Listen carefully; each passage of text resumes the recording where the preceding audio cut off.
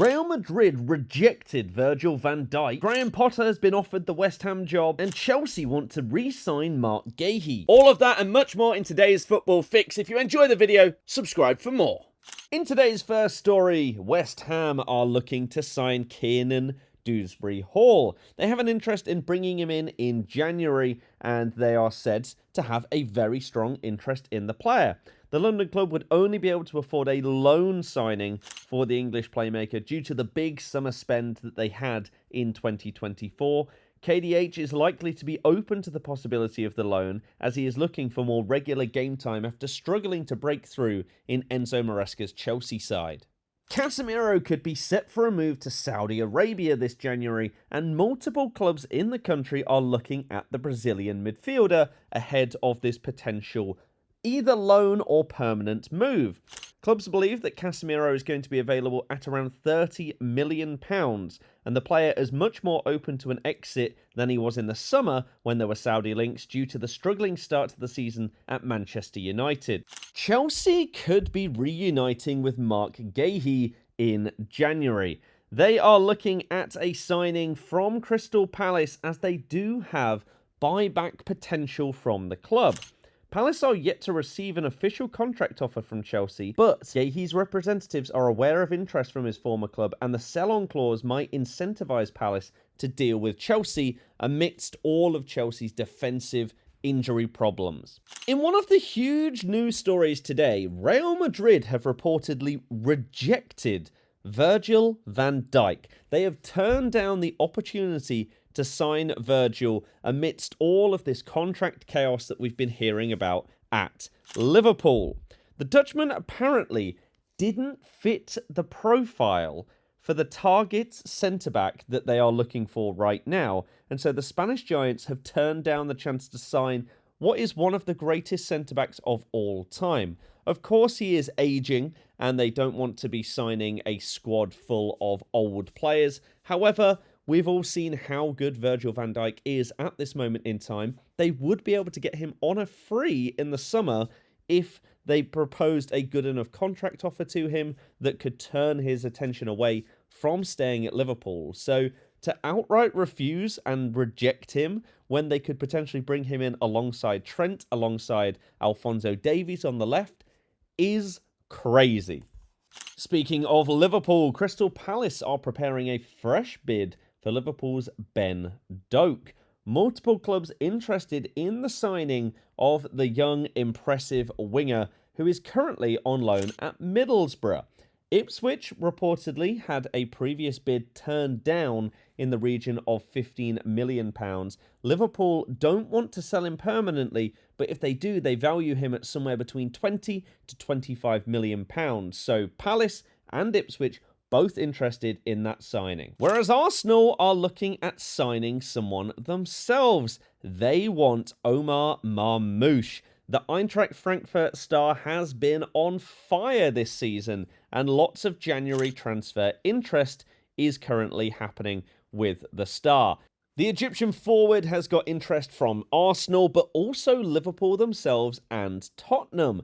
They are linked with the £50 million rated forward who has started this season impressively well. There have been links to Marmoush from multiple Premier League clubs in the past, but with how well he has done in the 24-25 season, this one could be a very interesting one to watch. Another young player that is picking up a lot of interest is Manchester City's James McAtee. Fulham are the club that are supposedly the most interested in signing the City starlet. He would be coming in for a lot of money though. £40 million is the price tag that City have reportedly set if anyone wants to pry McAtee away from the club.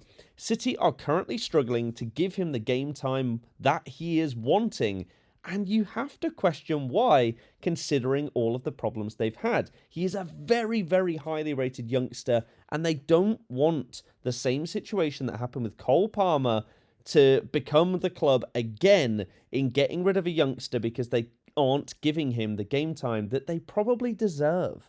Big news coming out tonight that Graham Potter has been offered the West Ham managerial job. initially on a 6-month deal until the end of the season, with longer terms to be discussed if he does manage to keep them up at the end of the season. Lopetegui is set to be sacked once a suitable replacement has been decided, and not sooner.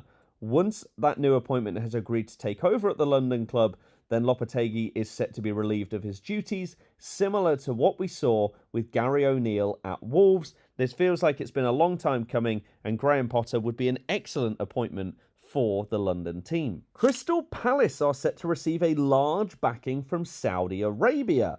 A group consisting of Saudis and Americans have signed an exclusivity agreement to buy out Eagle Football and give themselves a 45% stake in Crystal Palace. So not the majority, which would give them a lot of freedom of control of the club, but a significant stake that will allow for future investment in order to try and take that majority if this one does look like it's promising and is working out. Ben Godfrey has signed for Ipswich Town on loan. This one is now signed, sealed and delivered. The Atalanta defender hasn't had that much game time in Italy this season, and so the ex-Everton player has decided to return to the Premier League and try to aid Ipswich in their targets of staying in the Premier League this season. And the final story today is that Randall Kolo Muani is subject to lots of interest from European talented clubs. The big boys are in.